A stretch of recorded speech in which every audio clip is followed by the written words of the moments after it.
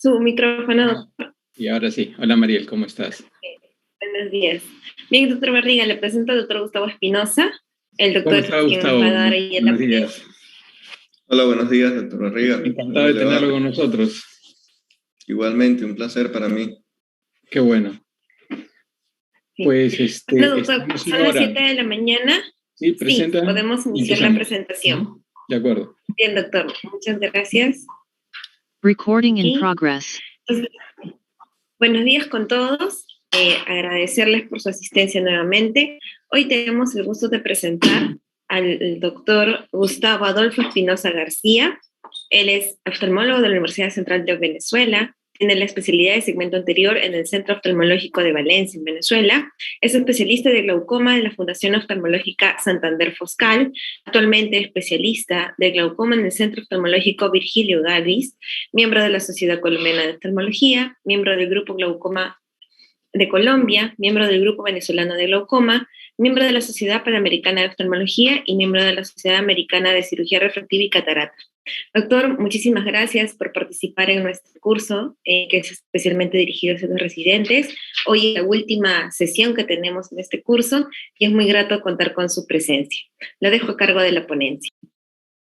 Muchísimas gracias. Muchas gracias por la invitación, a Kenji que me contactó y nada, bueno, esperemos que la charla sea a su gusto. Entonces voy a compartir pantalla. ¿Y ahí se ve? Sí, Gustavo, ya se ve perfecto. Está en pantalla dice, ahora sí, pantalla completa. Okay. Listo. Listo. Déjame cronometrar acá. Ok. Bueno, como bien dijeron, mi nombre es Gustavo Espinosa, soy actualmente, bueno, soy venezolano, pero vivo acá en Colombia y trabajo en el Centro Oftalmológico Virgilio Galvis y en la Foscal. Y la charla que vamos a hablar es un poquito sobre la eficacia de las MICs en la actualidad y lo que se ha probado. No tengo ningún conflicto de interés en relación a esto. Entonces, digamos que es indudable que cuando uno comienza a hablar de MICs y cirugía de microinvasiva en glaucoma, no se nos venga a la mente, lo primero que se nos venga a la mente es este personaje, Aik Ahmed. Finalmente, él es uno de los padres de este tipo de abordaje y de término en uno de sus artículos, y que define una técnica como una mix. Principalmente que sea un abordaje AB interno, aunque hoy en día tenemos otras mix que no necesariamente son abordaje AB interno. Entiéndase AB interno por un abordaje que se hace con intraquirúrgico, que el trauma obviamente sea lo más mínimo posible y que haya una adecuada efectividad en relación al procedimiento. Y quizás lo más importante, que el perfil de seguridad y la recuperación sean muy buenas, similar a un contraste entre extracapsular y FACO, pudiera decirlo uno. Entonces, ¿por qué surgen las MICs de cierta manera? La trabeculectomía sigue siendo el gold estándar en el manejo de glaucoma y presión elevada, y obviamente es una cirugía bastante efectiva. Sin embargo, no deja de tener una tasa de complicaciones que puede alcanzar hasta un 30%. Dentro de ellas, algunas más o menos graves que pueden inclusive repercutir en la visión final del paciente, entre ellas endoftalmitis a largo plazo, maculopatías hipotónicas, quizás que son los dolores son las hipotonías que pueden presentarse porque no es una ciencia completamente exacta. Y de hecho eso, digamos, esa tendencia que poco a poco las MICs han ido ganando, digamos, reconocimiento y han venido reflejadas en algunos artículos, como por ejemplo en un grupo en Alemania, en donde ellos demuestran cómo la tasa o digamos la trabeculectomía poco a poco va decreciendo y poco a poco cómo aumenta vertiginosamente la indicación de las MICs. Y es mundial. Ahora hay que tener muy claro algo. Las MICs, y esto lo considero yo personalmente, las MICs llegaron a vinieron a llenar un vacío que existía entre el tratamiento médico y el láser hacia la cirugía incisional de trabeculectomía o dispositivos de drenaje. Brecha muy amplia allí.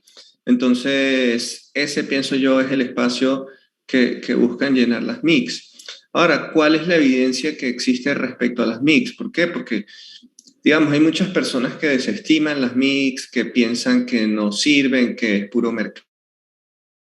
Y claro, o sea, el tema del mercadeo es muy importante respecto a los dispositivos, pero hay técnicas MICs que no necesariamente vienen involucradas casas comerciales y que hay suficiente evidencia científica respecto a eso, pero ya lo vamos entonces a desarrollar durante la charla.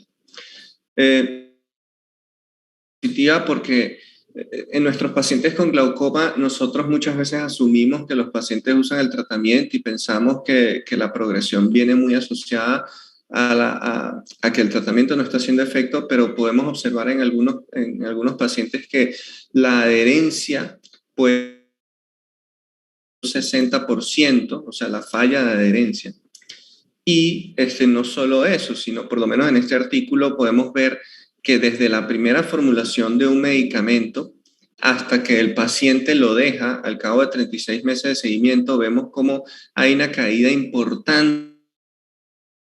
O sea, no hay una adecuada persistencia en donde el paciente continúa usando la gota, sino que siempre hay una falla, ¿ok? Entonces, quizás el grupo de prostaglandina es el que mejor comportamiento tiene, pero es muy importante tener en cuenta que los pacientes no son muy buenos aplicando la gota y más. ¿A qué conlleva esto? Una mayor fluctuación de la presión y se ha demostrado que la fluctuación de la presión es un factor importante de riesgo para progresión o inclusive para que se desarrolle glaucoma, y eso lo hemos visto a través de distintos ensayos clínicos aleatorizados de gran peso en glaucoma como el MGT o el UKGTS, en donde bien sea progresa el glaucoma o bien sea el paciente termina desarrollando más glaucoma si no usa tratamiento. Entonces, ¿cuáles son las MICs que tenemos disponibles hoy en día? Tenemos el primer abordaje más común son las MICs trabeculares. Se enfocan en la malla trabecular y el canal de Schlemm, en donde tenemos un gran número de tanto de dispositivos como procedimientos. Tenemos los supracoroideos, dispositivos que buscan drenar hacia el espacio supracoroideo, ayudarle un poquito a la vía convencional. Y tenemos dispositivos que van hacia el espacio subconjuntival, que actúan muy similar a como actuaría una trave o una válvula MET o un dispositivo de drenaje.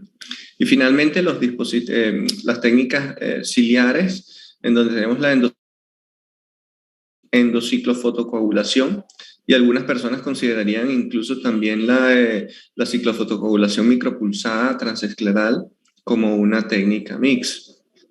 Ahora, acá en Colombia, digamos, dentro de estas MICs tenemos básicamente el iStent, el Cahuc Dual Blade y la endociclofotocoagulación. Bueno, y el GAT también. Entonces, hablando y empezando un poquito en tema, el iStent es quizás uno de los dispositivos más conocidos y una de las técnicas MICs más populares. MICs lo que buscan es hacer un bypass entre la cámara anterior y el canal de Schlemm. Sabemos que se ha descrito que esta es la principal zona de resistencia al flujo del humor acuoso, entonces lo que se busca es facilitar este drenaje. Acá vemos a mano izquierda cómo es el inyector, en donde iStent traen 2 dispositivos de entrada, sabiendo que se ha demostrado que mientras más dispositivos, mejor efectividad. Y aquí por lo menos podemos ver el trocar, como uno se enclava con esto, inyecta y se inserta en estos dispositivos. Entonces acá vemos una cirugía de iStent Inject, en donde, digamos, inicialmente yo veía la malla trabecular y no la veía con mucho pigmento. En este caso hice un poquito de depresión, hice la incisión y luego deprimo un poquito la incisión para generar algo de hipotonía y que me ayude a que haya un de Schlemm, y alcanzo a ver un poquito más el reflujo hemático y reconocer acá dónde se ubica la malla trabecular. Entonces, En base a eso ya colocamos viscoelástico y entonces nos vamos a la malla trabecular con el disparador. Entonces uno se va con el trocar orientación sobre la pared escleral y dispara. Mantienes el disparador presionado antes de salir porque si no se te puede volver. Vemos cómo queda ahí bien posicionado y entonces la idea es tratar de ubicar el otro stent aproximadamente 2 a 3 horas de reloj de diferencia, de alcanzar otros grupos de vasos colectores.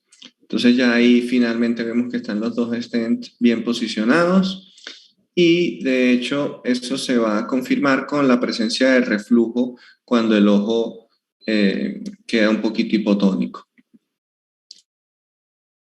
Es bastante amplia y como es un dispositivo que tiene tanto tiempo en el mercado, existen más de 800.000 implantes a nivel mundial, más de 200 publicaciones en revistas indexadas, en donde hay de todo tipo de estudio, a todo tipo de seguimiento, comprobando que hay una adecuada reducción de la presión. Acá podemos ver, eso es un review que se hizo en Journal of Current Glaucoma Practice en 2018, en donde cómo podemos ver con la primera generación del iStent que mientras más dispositivos, obviamente mejor la presión respecto a la preoperatoria. De hecho, hoy en día ya Glaukos está en proceso del lanzamiento no me recuerdo ahorita muy bien el nombre, pero es una de las versiones de iStent que trae 3 dispositivos ya de entrada. ¿Cómo es la diferencia de reducción de la presión preoperatoria postoperatoria versus Phaco iStent y iStent solo? Hay algunos que dicen que el iStent solo va un poquito mejor, aunque sabemos que también con la Phaco ayuda mucho porque ganamos mucho espacio en la malla y en el ángulo. Acá podemos ver las principales complicaciones del iStent y la principal son los picos de presión, luego le sigue la obstrucción del dispositivo y finalmente la malposición. Hay algunas otras como ifemas muy pequeños, progresión de catarata, pero realmente dentro de los dispositivos mixtos, el menos que se complica o que presenta complicaciones, digamos, severas. Y podemos observar también que la reducción en medicamentos es más que evidente. Este par de estudios demuestran que a 12 y 24 meses con iStent Inject podemos obtener una reducción significativa de la presión y no solo eso, sino que a 24 pacientes quedan libres de medicamentos. Ya pasando a otro de los dispositivos o técnicas mixtas, tenemos el Kahoot Dual Blade. Ese fue introducido en 2015 en los Estados Unidos, diseñado por el Dr. Malik Kahoot, que es un cuchillete que lo que busca es hacer una agoniotomía, pero yo lo defino como una interno porque retiramos la malla trabecular, a pesar de que ha sido descrita como una agoniotomía. Y la efectividad ha sido demostrada a través de algunos estudios. Este que vemos a mano izquierda, a 12 meses vemos cómo la reducción de la presión es bastante buena, con promedios es un poquito más de lo que uno observa en la práctica clínica. Y acá podemos ver un grupo comparando con iStent y efectivamente la reducción o la efectividad, hablando de reducción de la presión por encima de 20% respecto a la preoperatoria, se ve mucho más Dual Blade. Acá podemos ver cómo es el cuchillete, básicamente es un cuchillete. Fíjense cómo tiene aquí ciertas porciones y ya les adelanto un poquito este video. Aquí nos vamos con el lente de gonioscopía, esto es como una animación, entonces tenemos un filo que tiene sobre la malla trabecular para levantarla, luego tenemos la rampa y a medida que vamos avanzando, la malla trabecular se coloca en esta rampa y la rampa la guía hacia estas dos cuchillas que están a los lados para ir removiendo la malla trabecular, ¿okay? Que quede un corte limpio de la goniotomía que eventualmente se puedan aposicionar de nuevo. Aquí vemos una cirugía en donde se realiza primero la facomulsificación. Usualmente me gusta hacer la faco primero, precisamente para ganar un poquito de espacio. Quizás la única forma en que haga la goniotomía, que sé que me puede generar edema en córnea y que me quite visualización, pero de resto tiendo a hacerlo inicialmente, digamos, luego de la FACO. Aquí entonces ven como yo me enclavo un poquito sobre la malla trabecular. Me gusta avanzar muy lentamente porque muchas veces se presentan iris hacia el ángulo y puede uno terminar haciendo una lesión, una iriodiálisis. Entonces avanzo muy lentamente, voy sobre la malla trabecular. En este caso uso la técnica del outside in, que uno va de afuera hacia adentro, de afuera al centro y luego en el otro sentido. Termina haciendo un corte reloj, unos 90 grados. Y cuando ya llegas al centro, lo que haces es que con un microforceps, un micrograsper, agarras esa porción de malla trabecular y ya la retira. Hay quien la envía a patología como para confirmar, realmente no. Ahí no ve entonces la tirita de malla trabecular. Nuestros resultados han sido bastante satisfactorios con el Kahoot Dual Blade. Este es un estudio que estamos llevando a cabo con el doctor Manuel Justiniano de Bolivia, en donde vemos que partimos de una presión de casi mercurio y al cabo de 12 meses tenemos presiones de 14 y vemos que efectivamente hay una reducción adecuada del número de medicamentos de aproximadamente 2.32 a 0.5. O sea, de verdad el procedimiento es bastante amigable. Al GAT, esta es una técnica que hago bastante. Fue descrita por Grover en 2014 y lo que hacemos acá es una trabeculotomía en 360 grados con un abordaje AV interno. Se puede hacer con una sonda o con una sutura de prolene. Obviamente los costos se incrementan significativamente. El catéter iluminado del iTrack. Entonces básicamente siempre lo hacemos es con la sutura. Aquí podemos ver cuando Grover y colaboradores publicaron su primer artículo de resultados preliminares a un año y evidenciaron que en 85 pacientes los resultados eran la trabeculotomía AV externo, que ellos hacían también. Aquí podemos ver cómo es la técnica quirúrgica. Entonces inicialmente hacemos una pequeña goniotomía, deprimimos un poquito para ver que efectivamente se ve ese blanco perlado de la pared posterior del canal de Schlemm e ingresamos. La sutura llega al otro extremo del canal de Schlemm. Lo que hacemos es que agarramos esa porción que salió y jalamos por fuera la otra que entró inicialmente y ya eso crea esa trabeculotomía en 360 grados. Realmente esta es mi opción favorita y eficaz. Segundo, los costos se aplican mucho a nuestro medio latinoamericano. Es muy reproducible, el perfil de seguridad es buena y pienso que la versatilidad que ofrece el procedimiento, o sea, básicamente uno cualquier glaucoma de ángulo abierto lo puede manejar, inclusive glaucomas congénitos o glaucomas juveniles. Entonces, de verdad es mi técnica favorita. Aquí vemos el artículo de Grover ya a 24 meses y podemos observar cómo la reducción de la presión preoperatoria respecto a la postoperatoria termina siendo buena. Quizás un grupo de mercurio, algunos se dispersan un poquito con presiones postoperatorias elevadas, pero digamos, algo que hay que tener presente es que los pacientes con glaucomas avanzados quizás no responden tan bien como los leves o moderados, y que el grupo de pacientes ya previa con lente intraocular quizás son los que presentan más riesgo de falla a 24 meses, son algunas de las consideraciones que ellos hacen en su artículo. La reducción en este metaanálisis, digamos, buscando varios artículos, se observa que va a aproximadamente unos 10 milímetros. Y quizás la complicación casi que fija, y yo lo digo que forma parte del proceso del postoperatorio, es la presencia de ifema, que puede variar en grado. Usualmente no son ifemas tan grandes. Nosotros particularmente inclusive tuvimos una paciente que cada vez que la dilatábamos luego del proceso,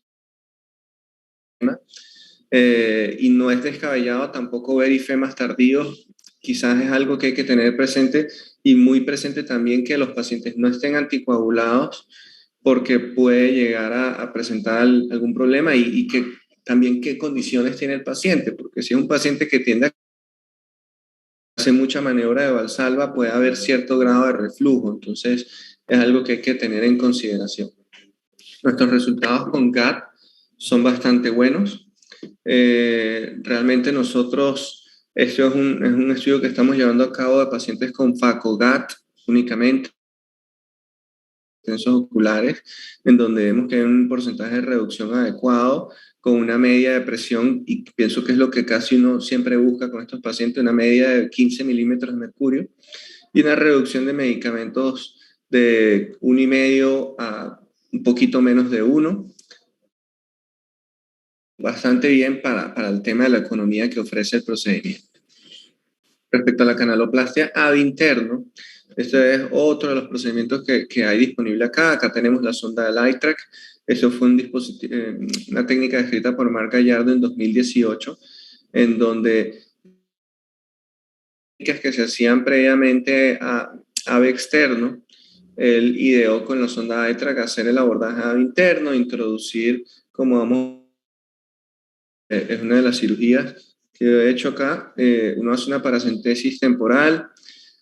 Cuando no tengo muy buena tinción, colocarles azultripán y espero entre 30 a 60 segundos. Aún siendo fáquicos no hay problema, ese azul se termina lavando eventualmente. Y ahí creamos el canal por donde va a entrar la...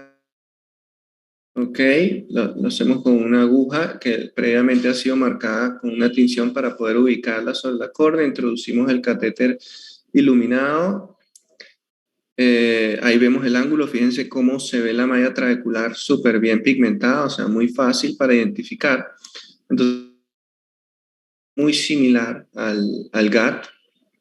Deprimimos ahí un poquito. La idea es tener un buen tono dentro de la cámara anterior. Encendemos el catéter y lo introducimos. Entonces, como les digo, inicialmente es muy parecido al GAT. Empezamos el catéter y vamos viendo. Lo chévere de esto es que con la iluminación podemos ver cómo va avanzando el iTrack en el canal de Schlemm. Entonces, digamos que es un poquito más fácil de evitar migraciones, sea del catéter o como pasa a veces con la sutura. Entonces, ya una vez que llegue, uno para ahí y empieza a retroceder, digamos, a tirar o a alar ese catéter haciendo inyecciones de viscoelásticos. Eso tiene como un disparador que hace clics. La idea es usar un visco de alta cohesividad, específicamente Hilon. Aquí usamos el Hilon Pro y la idea es hacer, fíjense cómo vemos ahí las zonas de blanqueamiento de los vasos colectores. Entonces la idea es hacer aproximadamente con el Hilon Pro, son 30 clics en los 360 grados de la malla trabecular, 3 clics por horas de reloj. Avanzando lentamente, hay que evitar quedarse estancado a una porción porque, digamos, esa expansión tan brusca puede generar un desprendimiento de la ASM. Entonces es algo que hay que hacer con mucho cuidado, pero digamos que la técnica es bastante sencilla y los resultados son bastante buenos. Meses, Marc Gallardo publica resultados en donde la reducción preoperatoria se evidencia cómo se reduce tanto en el grupo de FACO-iTrack como el iTrack solo, presiones alrededor de 13 y 14 y los medicamentos también con una reducción quizás un poquito más en el grupo de 12 meses.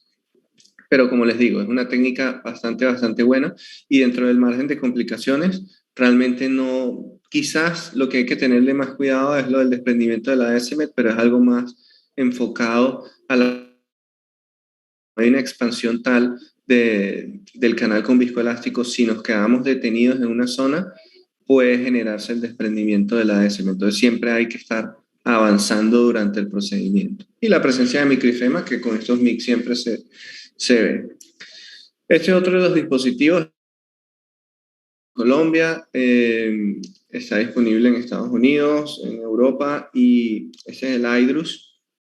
Es un dispositivo que no solo realiza un bypass de la malla trabecular, de la cámara anterior al canal de Schlemm, sino que también ejerce un efecto de dilatación. Fíjense cómo es un dispositivo flexible, uno lo ve como metálico, pero cuando lo toca se dan cuenta que es como flexible.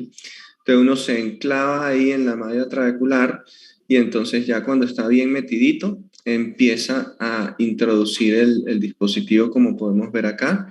Uno ruedita y él va avanzando y queda posicionado. Particularmente hice un wet lab y me parece que tiene su grado de complejidad, pero bueno, como todo, la práctica quizás. Y ahí vemos cómo queda el dispositivo ahí colocado y posicionado. Entonces, como les digo, no solo dilata, sino que también hace el bypass.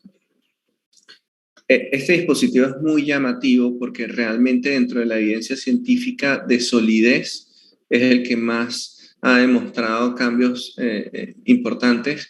Este fue un ensayo clínico autorizado, el Horizon Trial, en donde se comparó Faco Hydrus versus Faco y se evidenció que 73% de los pacientes que usaban solo un medicamento en el preoperatorio quedaron libres de medicación al cabo de 5 años. Ya ellos están publicando los resultados a 5 años. Que se redujo un 60% la probabilidad de una cirugía incisional, la seguridad en cuanto al recuento de células endoteliales también, y digamos, comparado con el grupo control, y no solo eso, sino que, algo que va a ser, digamos, mostrado en el próximo congreso de la Sociedad Americana de Glaucoma, y es un estudio que está llevando el doctor Gaza en el Moorfields, en donde ellos demostraron un 47% digamos, de reducción de la tasa de pérdida del campo visual a 5 años. Y esto es la primera vez que se demuestra esto, luego de 20 años que se logró demostrar con la trabeculectomía. Entonces, de ahí la gran importancia que tiene este dispositivo y que es el quizás está siendo más adaptado o digamos más aceptado dentro del gremio de glaucoma en los Estados Unidos actualmente. Ahora, los dispositivos de drenaje supracoroideo, tenemos como dos principales, digamos, dispositivos. iPass, que sabemos que fue retirado del mercado, y a la derecha el MiniJect, que es como la nueva generación de dispositivos de drenaje supracoroideo. Vemos como el CyPass se va colocando, él tiene una serie de anillos, y esos anillos tratar de que siempre queden bien metiditos. Y a la derecha vemos el MiniJect, que es como un poquito más chato, y que ya les escribo aquí un poquito más adelante cómo es su funcionamiento, pero vemos cómo se coloca hacia el espacio supracoroideo. Muchos de los cirujanos que colocaron CyPass, honestamente yo no tuve la oportunidad, pero muchos de los que los colocaron estaban muy, muy satisfechos con el dispositivo. Los resultados que se obtenían eran muy buenos, pero como les decía, cuando se llevó a cabo el estudio a 5 años, se demostró que había una tasa de pérdida de células endoteliales significativa, inclusive comparable a lo que sucede con una válvula MED, un dispositivo de drenaje, y es por esto que Alcon lo saca del mercado, pero realmente los resultados eran buenos. En el caso del MiniJect, que es un dispositivo que comercializa iStar Medical, el dispositivo es de un material como poroso y, como les digo, es un poquito chato. A 24 meses, que es el último estudio que hay publicado, vemos una reducción de 23 milímetros de mercurio por operatoria a 13 milímetros de mercurio, reduciendo casi, bueno, mejor dicho, un medicamento. Y muy importante, las células endoteliales no ha sido significativa. Entonces, por eso se está como tratando de adoptar, y ya están empezando los ensayos clínicos para su adopción por la FDA. Finalmente pasamos a los mix conjuntivales, y en este rubro tenemos dos principales representantes, el Zen y el Pressure Flow. El Zen es distribuido por Allergan y el Pressure Flow ya actualmente lo lleva Glaukos, antes estaba por Santen. Vemos que ambos son muy similares, son unos tubitos, por así decirlo, de un diámetro no muy amplio, mucho más fino que un tubo de una válvula MED o de un Berbel. Y en este caso el Zen es de 6 milímetros de largo, 45 micras de lumen, por eso se llama Zen Gel 45. Ellos probaron varios diámetros y finalmente este fue el que mejor eficacia probó. Es un material de gelatina porcina, el abordaje puede ser ave interno o ave externo, mientras que el pressure flow, como les digo, sí es considerado como una mix, pero realmente es como una técnica ave externo no muy distinta a una trabeculectomía.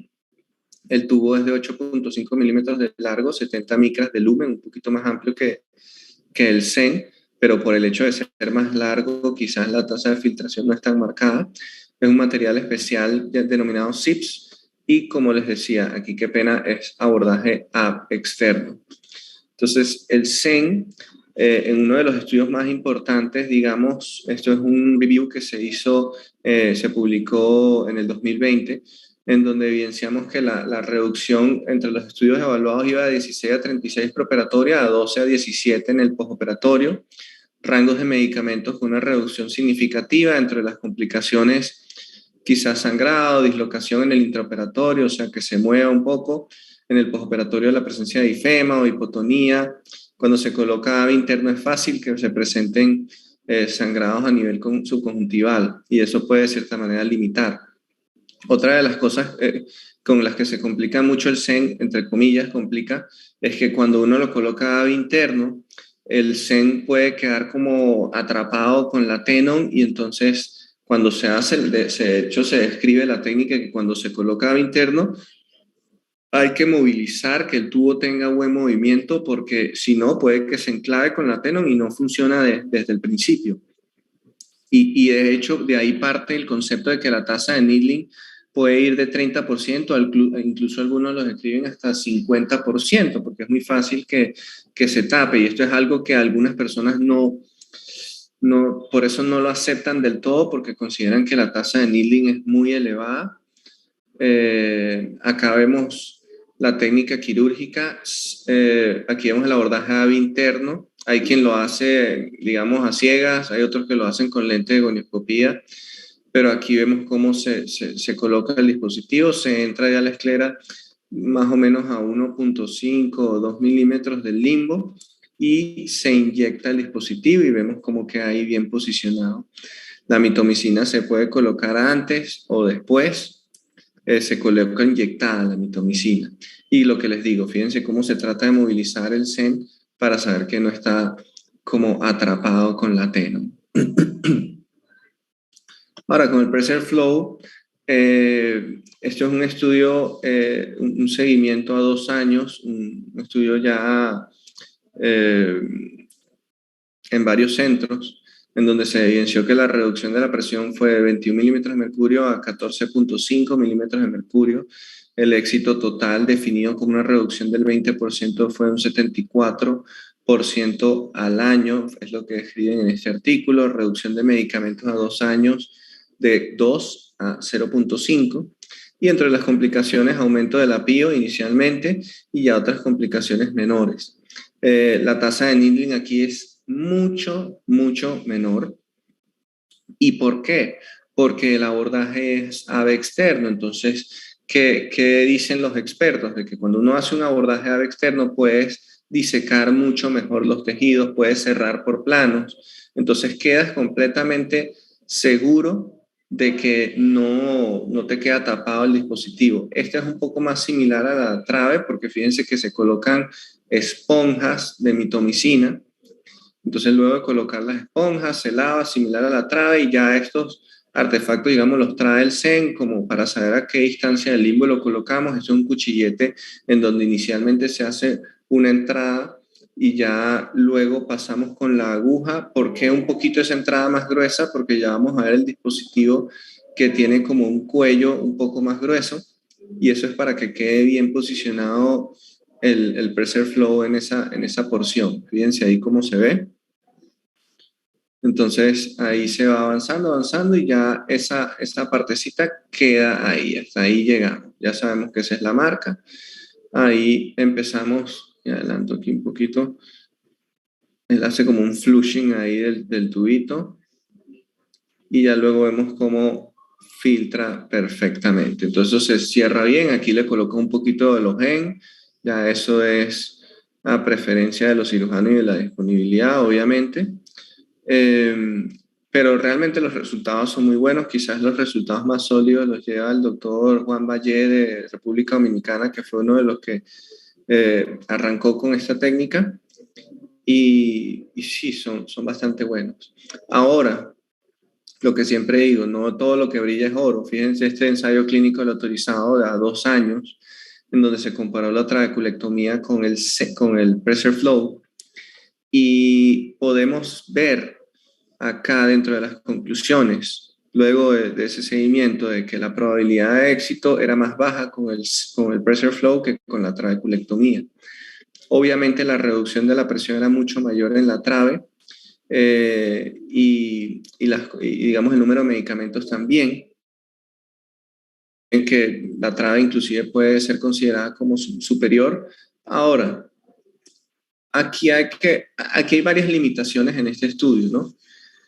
El margen o sea, la tasa de complicaciones es significativamente baja, y cuando nos vamos a los autores son personas completamente expertas en procedimientos. O sea, quizás las MICS tienen la ventaja de que eliminan un poquito el componente del cirujano, y sabemos que la trabeculectomía es mucho ensayo, error. No es fácil, o sea, la curva, o sea, hacer una trabe es fácil, pero realmente lograr pulir tu trabeculectomía no es sencillo. Entonces estamos hablando de autores que son expertos en la cirugía, y que obviamente al comparar tasa de complicaciones y todos los efectos de la trabe, bueno, obvio, se ve la diferencia, pero quizás para personas que están más arrancando, los resultados pueden ser equiparables a los de ellos con el pressure flow, y no tanto así con la trabeculectomía. Entonces considero que eso es una limitación. Entonces, en conclusión, podemos ver, primero, que la efectividad de las MICS, digamos, hay una serie de estudios que comprueban que las MICS efectivamente son buenas. La seguridad, el perfil de seguridad es excelente, realmente pocas son las complicaciones que vemos con las técnicas MICS, y que es lo que más uno le teme a la trabeculectomía y a los dispositivos de drenaje. Sin embargo, hay que reconocer que la evidencia científica todavía necesitamos más estudios de calidad, estudios prospectivos, ensayos clínicos aleatorizados. Lastimosamente no es algo fácil, y por eso quizás la industria es quien debe ayudar ahí, porque hacer ensayos clínicos aleatorizados, créanme que acá que hemos intentado, son muy difíciles por el tema de la seguridad que hay que proporcionar al paciente, por los seguros que hay que darle al paciente. Entonces, no es algo que uno pueda hacer, sino que tiene que venir con un impulso económico significativo. En conclusión, digamos, y esto es un poquito a la evolución, ¿ok? Las MICS son, como les digo, criticadas por algunos. Yo pienso en lo particular, y lo que veo en algunos colegas, es que las personas que desestiman las MICS lo hacen sin la suficiente evidencia científica, en el sentido de que lo describen como que eso no sirve y ya, pero es más por un miedo al cambio, similar a lo que sucedía con el doctor Charles Kellman cuando introdujo la facomulsificación, en donde todo el mundo se burlaba de él y el gremio lo desestimó. Y fíjense que hoy la faco es el procedimiento de rutina a nivel mundial, y se ha avanzado significativamente. Entonces no podemos desestimar un abordaje quirúrgico porque simplemente estamos acostumbrados a la trabeculectomía, porque simplemente no queremos adoptarlo. Hay que adaptarnos a la realidad, y como les digo, las MICS quizás no buscan suplantar una trabeculectomía, pero logran llenar un vacío gigante que no, digamos, antes no había. Un paciente con glaucoma leve o moderado, hacerle una trabeculectomía realmente con presiones que quizás no sean tan elevadas implica muchos riesgos. Entonces, tener un tipo de abordaje que pueda dirigirse a estos pacientes es bastante bueno. Traigo este caso de los muchos que, digamos, he hecho. Este es un paciente que lo he dicho gato. Fíjense, este es un paciente sencillo, es un paciente que tenía un antecedente de una trabeculectomía en el ojo derecho, y el ojo izquierdo no tenía nada. Fíjense a la izquierda cómo la calidad de vida de ese paciente era horrible. El paciente no toleraba las gotas. Miren lo rojo que tenía el ojo, y no solo el ojo rojo, sino ya a nivel de la piel periocular, el paciente no toleraba la alergia. Y él venía con tripligan en el ojo derecho, y como les decía, tenía un glaucoma avanzado, una trabe previa, y Simbrinza en el ojo izquierdo con glaucoma moderado. A fecha de hoy, tenemos aproximadamente unos 6 meses de la cirugía. Yo le hice GAT en ambos ojos. Inicialmente arranqué con el ojo izquierdo y como me fue tan bien, hice lo mismo en el ojo derecho. De hecho, se ha descrito el GAT luego de una trabeculectomía. Fíjense, tenemos presiones de 9 y 13 milímetros de mercurio, paciente sin medicamento. Él mismo me mandó esta foto y me dijo, móntela en su charla, no tengo problema. Y fíjense cómo el cambio tan significativo de un paciente sin drogas. O sea, con las MICs podemos también buscar eso, un beneficio de eliminar medicamentos a los pacientes y créanme que darle un beneficio no solo visual al paciente que lo agradece cuando uno lo combina con FACO, sino eliminar los medicamentos, no se imaginan cómo al paciente le cambia la vida. Por eso yo soy completamente promotor de las MICs. Entonces, muchas gracias por haberme invitado. De verdad, para mí es un placer y muy pendientes ahorita en diciembre, tratar de mantener el distanciamiento social porque con estos picos que estamos viendo en Europa y en Estados Unidos es muy probable que se nos venga encima un pico próximamente para Latinoamérica. Muchas gracias. Muchas gracias, doctor Espinosa. En realidad ha sido una ponencia excelente. Yo creo que ha sido la ponencia como para terminar nuestro curso. Doctor Barriga, yo no sé si usted tiene algún comentario antes de leer las preguntas que ya tenemos en el chat. Sí, gracias, Mariel, por el pase. Sí, quería agradecerle al doctor Espinosa. Gustavo, realmente muchas gracias. Le soy sincero, he aprendido muchas cosas que no tenía muy claras de los MICs. Quiero explicarle, yo soy retinólogo, no soy especialista en glaucoma, soy el jefe del programa acá en Lima para el residentado de los muchachos de la Universidad Cayetano Heredia, pero me intereso mucho en estas cosas nuevas.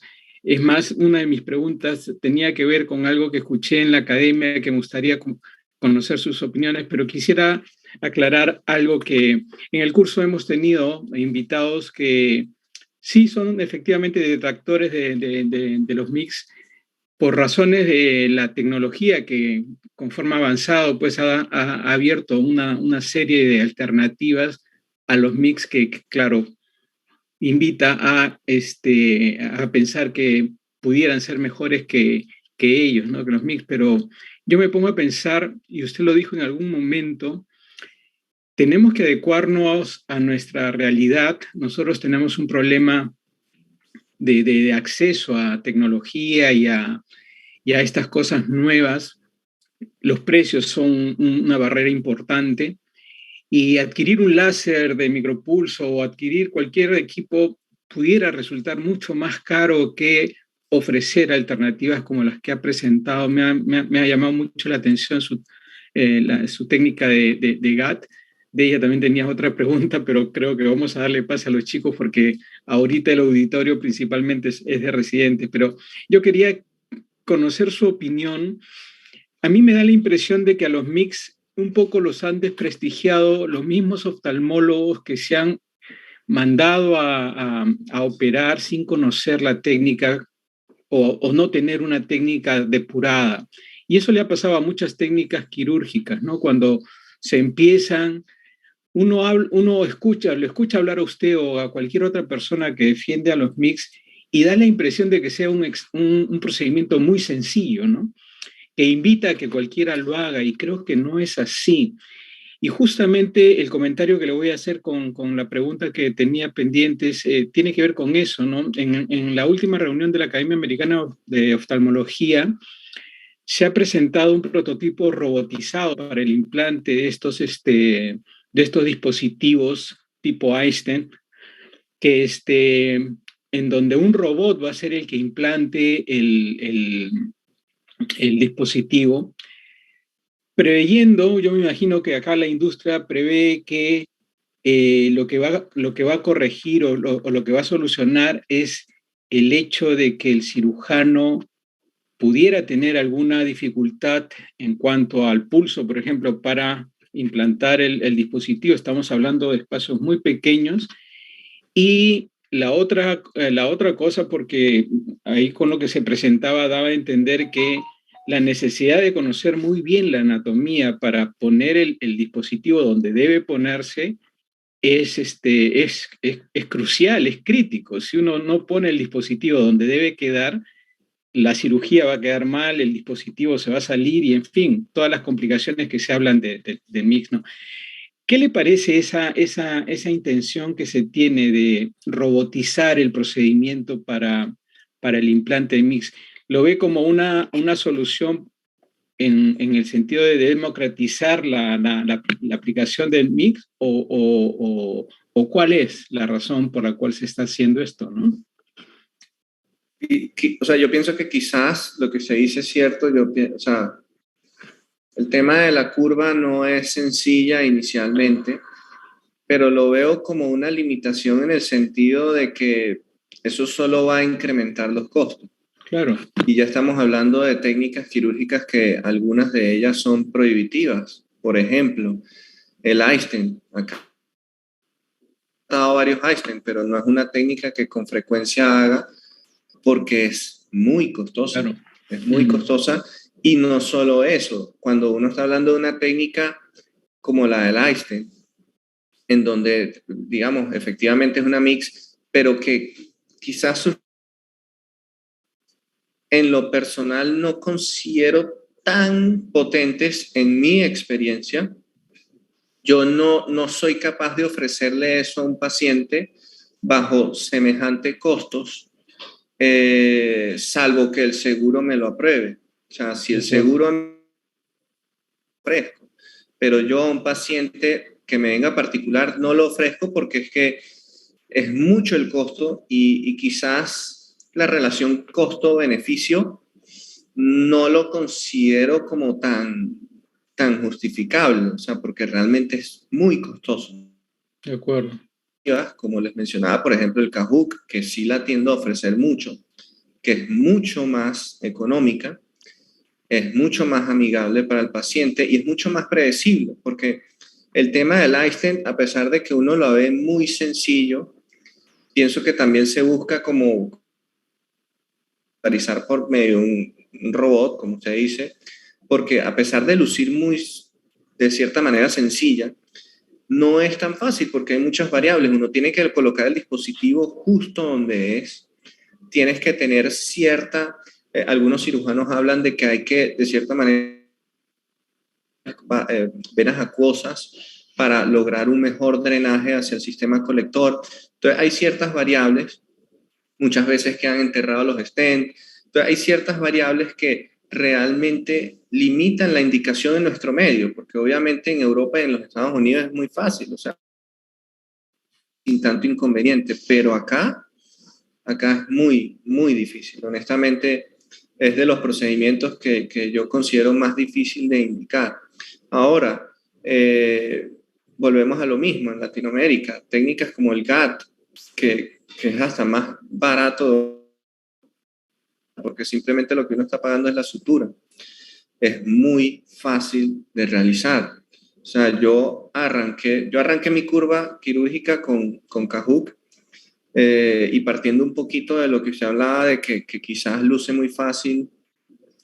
Sí, indudablemente. Modo de ver ahorita que ya yo estoy en parte de formación de los fellows de glaucoma, yo pienso que la curva no viene directamente a los dispositivos MIGS, es asociado a la visualización del ángulo y a la manipulación de dos instrumentos, porque estamos en una y en la otra mano estamos manipulando con nuestra mano hábil. Entonces, lograr que nuestro cerebro no solo trabaje a magnificaciones muy amplias, muy altas, sino que también manipulemos tanto el lente como tu mano hábil con el es muy difícil. Cuando ya uno logra educar al fellow a manejar tan solo la visualización, cambia todo. O sea, la técnica se hace muy fácil. Y yo por acá por ejemplo, recientemente la última ya ella salió mucho más hábil con la técnica de GAT Y fue un proceso de educación en la gonioscopía intraoperatoria. Ya cuando se manejó la gonioscopía intraoperatoria, lo demás fue sumamente sencillo. Entonces, la curva no es la técnica mix, es la visualización y la finalmente se puede hacer con práctica. Y entonces eliminar esa variable que usted dice de que, bueno, es que tengo malas experiencias con el mix. No, o sea, lo primero que hay que hacer es aprender a visualizar, saber reconocer las estructuras y ya luego pasar al procedimiento como... De acuerdo, muy claro, Gustavo. Y bueno, mi segunda pregunta, para pasar a la de los muchachos. Vi que en una de sus diapositivas que el reporte de sangrado después del GAT es alto, 36% me parece que apuntó. Aquí se lo pregunto como alguien que no entiende muy bien qué es lo que sucedió en esos casos, porque la pregunta básicamente es ¿qué es lo que sangra? Porque si uno hace la incisión donde debe hacerla, ahí no hay vasos. Y a la hora de introducir la sonda o el hilo, va a pasar por zonas donde no hay vasos tampoco. Si sangra, ¿qué es lo que se ha roto? ¿Qué es lo que se rompe para que ocurra un sangrado tan frecuentemente? Sí, o sea, digamos, acá recordemos que al hacer la trabeculotomía, efectivamente sobre la malla trabecular y el canal no hay vasos, pero ¿qué sucede? Que cuando baja la presión, hay un reflujo de los vasos epiesclerales hacia la cámara anterior. Entonces, todos esos vasos colectores terminan sangrando hacia cámara anterior. Hacia cámara anterior. Cuando digamos, cuando ya la presión intraocular se va equiparando, digamos, o equilibrando con la presión venosa epiescleral, es que empieza ya, o sea, se detiene el sangrado y ya se estabiliza. Por eso, de hecho, las MIGS trabeculares tienen un techo. O sea, ellas no van a bajar la presión, digamos, por ejemplo, por debajo de 12. ¿Por qué? Porque siempre vas a tener ese techo de la presión venosa epiescleral. Pero es básicamente eso. Cuando uno rompe, hay reflujo hemático hacia la cámara anterior. Y por eso comentaba que hay pacientes que con ejercicios muy fuertes o inclusive por lo menos está escrito de que cuando una persona que tiene un tipo de mix trabecular, sea gato, sea cualquiera, está durmiendo sobre el lado del ojo operado y puede que presione el ojo mucho y se voltee y como que el ojo haga ese efecto de descompresión, hace un efecto de succión hacia el ojo y puede sangrar, puede haber microifema. Entonces, esos son pacientes que a veces le dicen a uno, mira, me levanto y estoy viendo borroso y al cabo del día la visión me va aclarando. Entonces, uno le explica, mira, tienes que tener cuidado, es por esto y esto. Entonces, es básicamente eso, o sea, es el reflujo hemático de esos canales colectores.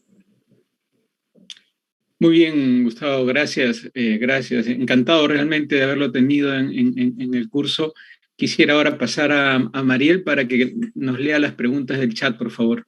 Mariel. Sí, doctor. En realidad todos agradecen la excelente ponencia que nos está brindando el día de hoy. La primera pregunta es, si es que después de haber usado un mix trabecular, por ejemplo el iStent, que no tuvo una buena respuesta en cuanto a la piometa, ¿puede escalarse a algún otro dispositivo como un dispositivo supracoroideo? Sí, efectivamente, si se tiene la disponibilidad se puede utilizar un abordaje distinto, dependiendo, claro, de que uno considere que el iStent está bien. Por ejemplo, y lo que le comentaba un poquito al doctor Barriga, en algún caso me pasó con una paciente que los dispositivos parecían estar bien posicionados, se le hizo CT de segmento anterior y queda la duda del posicionamiento, entonces lo que le hice a esa paciente fue GAT, que obviamente no estamos trabajando sobre un sector de la media trabecular y del canal, sino en 360 grados, y de una le bajó la presión. O sea, retiré los dispositivos, le hice el GAT y mejoró. O sea, que no necesariamente la vía tiene que estar tapada, sino que puede que a lo mejor el implante o no quedó bien colocado o no apuntó a los canales colectores buenos. Otro de los abordajes que se puede hacer también es el del láser de micropulso. Es una técnica alterna que ha ganado una, digamos, gran indicación hoy en día. Entonces también, o sea, pudiéramos, si tenemos un tipo de mix que falla por una vía, podemos buscar un abordaje distinto, completamente de acuerdo. Sí, doctor, muchas gracias. Otra de las preguntas es, ¿cuál es la principal contraindicación para el uso de MIX? Eso varía mucho en base a, por lo menos las MIX trabeculares están contraindicadas en pacientes anticoagulados por el tema del riesgo de sangrado. Pero ya en el caso del resto de MIX, las MIX subconjuntivales realmente no les veo como mayor contraindicación. Las supracoroideas, mira, te diría que no, a lo mejor un Sturge-Weber, algo así que haya, digamos, una posibilidad, una facilidad de sangrado supracoroideo. Pero no, más que todo yo pienso que el tema del sangrado es lo que hay que cuidarse mucho. En pacientes hay contraindicaciones relativas, por lo menos yo que hago mucho GAT, en pacientes que son áfacos o que tienen algún tipo de comunicación de cámara anterior con cámara posterior, con cavidad vítrea, perdón, trato de evitarlo por lo que va a haber una hemorragia vítrea sí o sí. Son algunas como de las cosas así más frecuentes. Glaucomas uveíticos en estados activos no me gusta hacerlo. Trato de calmar un poquito el ojo y luego lo he ensayado y me ha ido bien a pesar del sangrado. Entonces, como les digo, bueno, y el tema de todo glaucoma de ángulo cerrado, glaucoma neovascular, glaucoma neovascular principalmente, o el Sturge-Weber también dentro de los abiertos. Pero el glaucoma primario de ángulo cerrado puede ser una indicación si no logra abrir el ángulo, porque de hecho lo he hecho y me ha ido bien. Hay estudios descritos acerca de eso. Bien, doctor, gracias. Otra de las preguntas es si existe alguna condición del paciente en la cual se prefiere una técnica mixta trabecular sobre una supracoroidea o solamente depende de la experiencia del cirujano. Sí, yo diría que de la experiencia del cirujano. Como te digo, el tema de las supracoroideas todavía no ha sido adoptado del todo, por lo que la que había era el CyPass acá en Latinoamérica y se retiró. Y ya el Miniject es algo que no tenemos disponible acá y ni siquiera ha sido completamente adoptado. Yo pienso que de cierto modo por el miedo de que suceda lo mismo con el CyPass, pero ir metiendo dentro de las herramientas a medida que se vaya comprobando la seguridad. Bien, doctor, gracias. Otra pregunta es, en el caso de Cahoe, ¿qué cantidad de malla trabecular se debe retirar para tener éxito en la disminución del apío? Lo que se ha descrito es que tiene que ser aproximadamente 90 grados, 3 horas de reloj. Sin embargo, es muy variable. Yo he hecho 2 horas de reloj y he tenido buenos resultados.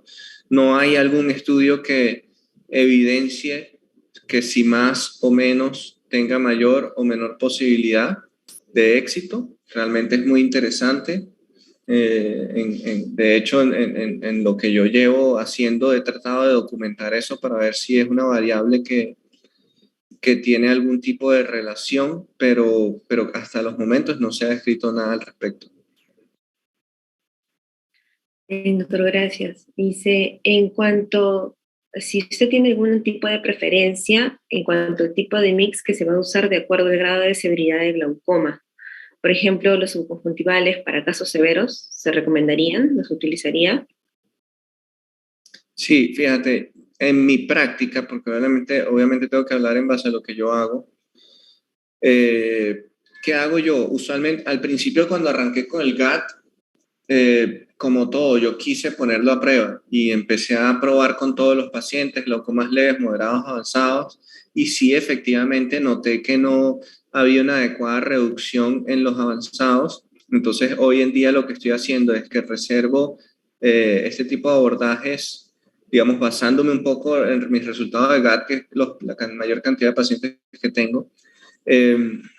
Reservo las MIX trabeculares para glaucomas moderados y leves, y para casos severos prefiero ya la trabeculectomía convencional. O sea, no, en esos casos ya claro, o sea, si en un medio americano, europeo, quizás si se tiene un pressure flow o un SEN, claro que sí, un glaucoma avanzado se pudiera manejar. Sin embargo, la evidencia científica que pudimos observar no podemos ver que la reducción de la presión es tan baja como la que logramos con la trabeculectomía.